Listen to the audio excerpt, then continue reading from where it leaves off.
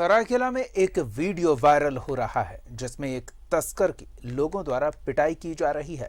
नशे के खिलाफ लोगों का कैसा गुस्सा फूट पड़ा, आपको रिपोर्ट में दिखाते हैं। तस्कर की पिटाई, नशे के खिलाफ गुस्सा, पिटाई का वीडियो हुआ वायरल। सरायकेला पुलिस कप्तान आनंद प्रकाश ने जिले में ब्राउन शुगर और नशीले पदार्थों की बिक्री के लिए कुख्यात हो चुके आदित्यपुर, आरआईटी और गम्हरिया थाना क्षेत्र के लिए विशेष टास्क फोर्स गठित किए जाने की बात कही है। इसके लिए उन्होंने सब इंस्पेक्टर रैंक के पदाधिकारियों को जिम्मेदारी देने की बात कही है।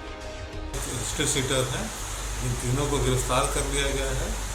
जहाँ तक पीटने की बात है तो कुछ गांव वाले जो हैं वो आक्रोश में, गुस्से में उस अपराधकर्मी को हल्की फुल्की हो सकता है पिटाई हुई होगी। मेरे संज्ञान में नहीं है ये।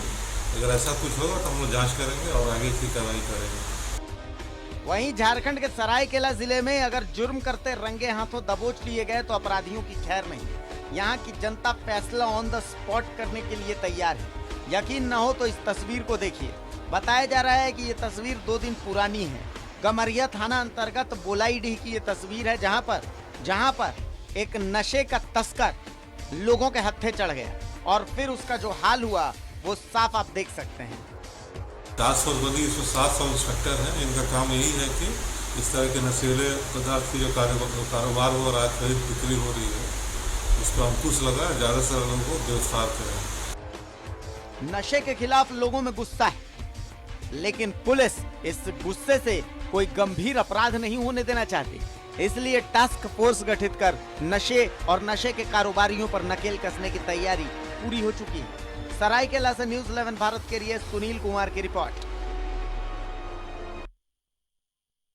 हमारे संवाददाता सुनील और अधिक जानकारी के साथ जुड़ रहे हैं। इस मामले में पुलिसिया कार्रवाई भी हुई, आरोपी जेल में भेज दिए गए हैं, लेकिन जिन्होंने कानून हाथ में लिया उन पर कार्रवाई कब होगी?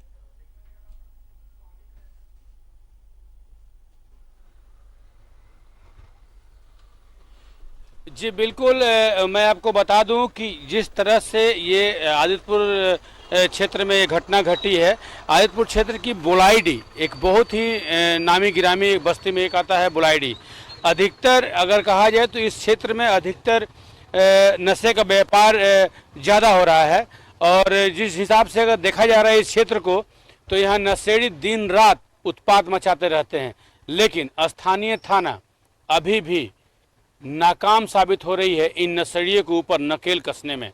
जी हाँ, ये जो माजरा है, कल खैर 3 नशेड़ियों को जेल भेज दी है। बता दूं, ये नशेड़ी आखिर इतने उत्पात मचा कैसे रहे हैं, सबसे बड़ी प्रश्न ये है, क्योंकि बोलाईडी क्षेत्र ऐसे ही बदनाम है नशेड़ियों के चलते, लेकिन दिन रात चरस, अफीम, गांजा, ब्राउन शुगर की ये जो खेप पहुंच रही है इस बस्ती में, वो आ कहां से रही है?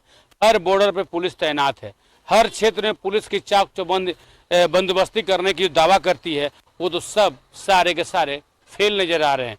क्योंकि जिस तरह से ये मॉब ब्लीचिंग होते होते ये घटना बची है, वो तबरेज अंसारी की जिस तरह से मौत हो गई थी, आम लोगों के द्वारा कर दी गई थी, पीट पीट कर जिसकी हत्या कर दी गई थी, उससे ये कम नहीं आकी जा रही है। क्योंकि एक नशेड़ी को सरेआम पिटाई करने के बाद जिस तरह से उसे शराब से नहलाया जा रहा है और नशे का सेवन कराया जा रहा है वहाँ के आम लोगों के द्वारा, या यूँ कहें कि वो आम लोगों में जितने भी गलत तरीके के, गलत प्रवृत्ति के लोग हैं, वो भी उसमें सम्मिलित हैं और उसको पीट रहे हैं कि तुम आज उन्हीं के क्षेत्र में जा कर के और खुलेआम नशा क्यों कर रहे हो? क्योंकि उनका समराय तो सभी लोग को जानकारी मिल जाएगी, जान जाएंगे सभी लोग कि यहाँ इनका समराय चलता है, नशे का व्यापार चलता है और तरह तरह की प्रश्न और भी पुलिस महकमा करने लगेगा। लेकिन सबसे बड़ी बात यह है कि उस क्षेत्र में इतने चरस और इतने गांजा और इतने ब्राउन शुगर के धंधा करने वाले और नशा का व्यापार करने वाले, या फिर यूं कहें कि नशेड़ियों लोग का जो मजमा लगता है, पुलिस की आंख के नीचे, नाक के नीचे ये काम कैसे हो रहा है? आदित्यपुर क्षेत्र जी धन्यवाद सुनील, इस तमाम ताज़ा जानकारी और बातचीत के लिए।